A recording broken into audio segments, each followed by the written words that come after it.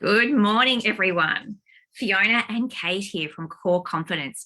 And this month we're looking at the inner critic. Today we're talking about facing into your inner critic and trying to understand better what's going on and if there's actually any benefits to this.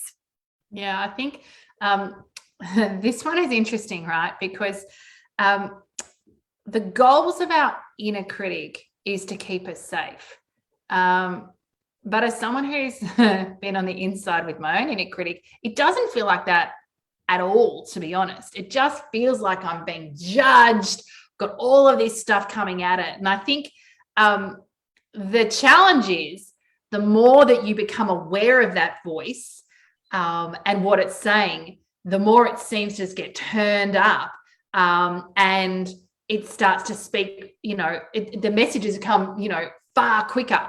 And so I think it's inherently challenging, right? Because it feels like you're being attacked and threatened.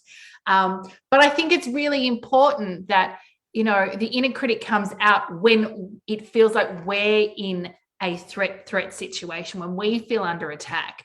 And its goal fundamentally is to keep us safe. So if we think about, an example where we're in a room, we're presenting virtual room or real room, we're presenting to senior stakeholders, we get a funny look or someone looks at another colleague a funny way. Of course the self-doubt and inner critic starts to go on high alert there and almost on autopilot. The goal, of course, for your inner critic then is how do we keep you safe? How do we make sure that you can control this situation, that everything's going to be okay, that you're going to be okay, most importantly. So I think, the intentions are really positive, but in the moment, it doesn't feel like that at all. Yes, yeah, and it really sparks us and can throw us into almost an overreaction.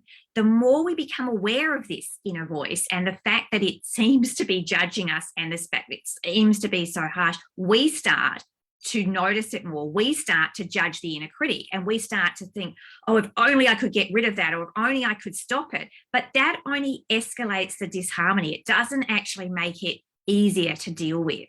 One of the things that we've found really powerful in this work is to actually notice that the inner critic is just a part of you. It's a part that does want to look after you. It wants to keep you safe.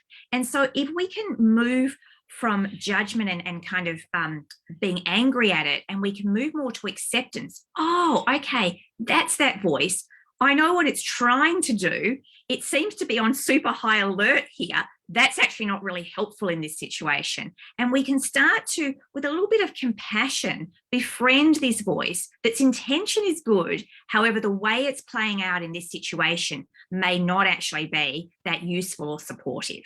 Yeah, I think acknowledging that it's just a data point as opposed to the truth. I think where we can get into rabbit holes is to get too attached to what that inner critic is saying and giving it too much authority over what is happening, what's true, what's real in that moment. And I think to be able to kind of reframe that as it is just a data point, it may be helpful, or even just asking that question, okay, well, how could this be useful now?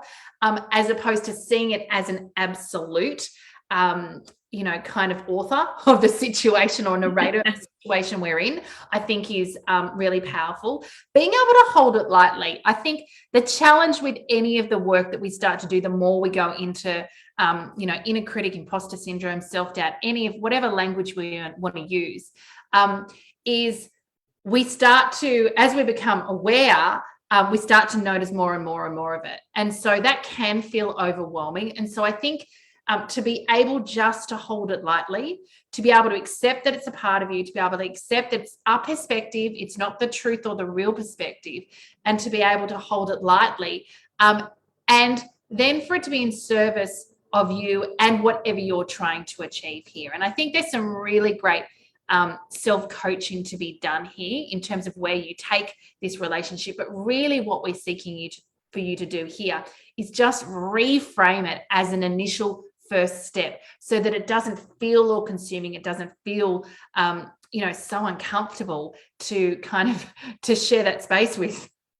Yeah, and the first few times you do this, it'll probably feel a little bit weird. Like, you know, you know that voice so well, and it's so used to being in the back of your mind. So you're likely to sort of fall into that slipstream. And again, it's not beating yourself up. It's not judging yourself. It's going, there's that part of me. I know what to do with you, and I know how to assure you that actually I've got that, and thank you. And yes, I'm willing to step into this, and I'm still willing to do something because I've assessed the risk, from another perspective, and I can see I can still hold myself through this conversation or through whatever might be feeling challenging to me in the moment. And the more we practice it, it's like any of our small acts of confidence. The more we give it a go and we try something and we do it differently, the easier it becomes with time. So absolutely, listen, hear the voice, and then be prepared to, with compassion, settle it down a little bit so that you can choose what you're going to do next. Yeah, I think delegate it from the driver's seat to the back seat, right? All right, we're going to wrap it there. If you know someone who could benefit from our confidence conversations, please share this recording with them, tag them below, share it directly with them in Messenger, or better yet, share this whole video with your network. Would really appreciate your support in sharing our confidence work, of course. If you want to be notified when we go live or have access to a whole bunch of other awesome resources in our confidence toolkit, please like or follow us on Facebook. And if you want to go deeper with your relationship with core confidence, please visit our website, coreconfidence.com.au.